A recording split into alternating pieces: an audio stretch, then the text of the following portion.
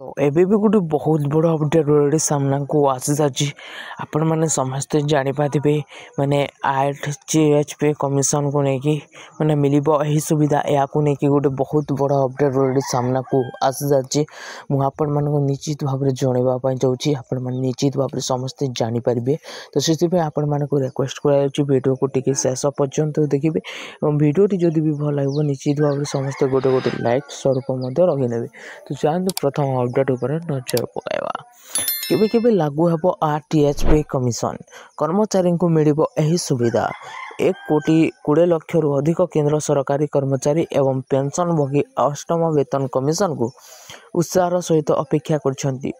जदिओ सरकारी जनवरी 2025 रे यार गठन घोषणा करथिले किंतु कमिशन संदर्भर शर्तावली ट्यूआर ए पर्यंत चूड़ांत होई नाही जहाँ जनवरी 1,00,000 2026 रु यह कार्यान्वयन समय सीमा उपर सन्देह सृष्टि करछि। तथापि यह कार्यकारी करने को केते समय लगे ता विचार न करी गोटे कथा निश्चित अष्टम वेतन कमिशन जनवरी 1,01,2026 रु कार्यकारी हेब जहाँ कर्मचारी मानक से मानकर बकेया पौना प्रदान करिबो। कि सप्तम वेतन कमिशन विलंब होइतिला पूर्व रेकर्ड दर्शाऊँगी वेतन कमिशन गठन होगा से सुपारिश कार्यकारी करने पर्यंत 2 रु 3 वर्ष समय लगे। सप्तम वेतन कमिशन सेप्टेम्बर 2013 घोषणा करा जायतिला एवं सुपारिश जनवरी 2016 कार्यकारी होइतिला। तथापि यह निश्चित जिते बेले सुपारिश कार्यकारी हेब से गुड़िक जनवरी 1,2026 रु कार्यकारी हेब जहाद्वारा कर्मचारी मानक बकेया मिलिबो वेतन केते वृद्धि पाइब।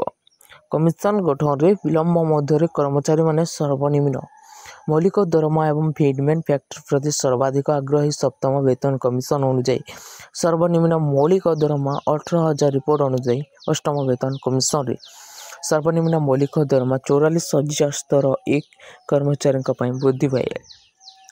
फीडमेंट फैक्टर 1,92 रु 2.86 मध्य होवार संभावना अच्छी।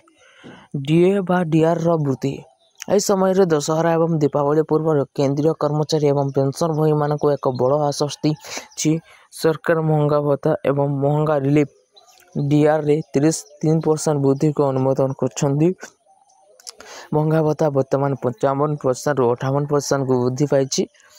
यह वृद्धि 1 जुलाई 2025 रु कार्यकारी होची। कर्मचारी माने अक्टोबर दरमा सहित जुलाई अगस्त एवं सेप्टेम्बर मासरे बकेया पाइबे जहाँ पर्व ऋतु एक गुरुत्वपूर्ण आर्थिक आश्वस्ति प्रदान कर। आई होप आजिकर ये वीडियो रे आपण माने सब इनफॉरमेशन बुझीगले अष्टम वेतन को लेकिन जदि भी वीडियो टी भल लगी कि इनफॉर्मेटिव लगी वीडियो को निश्चित भाव समस्त लाइक करेंगे। चैनल को जो नुआ करके आसते चैनल को सब्सक्राइब करेंगे।